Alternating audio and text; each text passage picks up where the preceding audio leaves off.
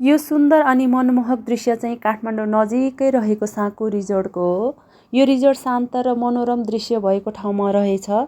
वरिपरि हरियाली जङ्गलको बिचमा रहेको यो रिजोर्ट विभिन्न प्रकारको फुलले सजाउ गरिएको छ। यो चाहिँ स्विमिङ पुल हो।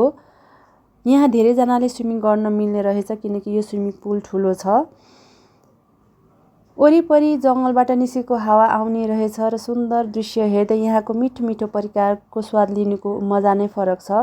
अहिले चाहिँ म हातको डिजाइनको भर्याङ चढ्दैछु जुन टिकटक र अन्य सोसल मिडियामा निकै भाइरल भएको थियो। माथि गएर मैले यसो तल हेरेको थिएँ। मलाई चाहिँ अलिकति डर लाग्यो किनभने यो माथिबाट नजिकै देखे पनि यो हातको डिजाइनको भर्याङ तल हेर्दाखेरि चाहिँ अलिक डर लाग्दछ किनभने तल अलिक धेरै गहिराइ छ। भिडियो चाहिँ खासै राम्रो आएको छैन किनभने हामी साँझको बेलामा त्यहाँ पुगेका थियौँ र अँध्यारो भइसकेको थियो।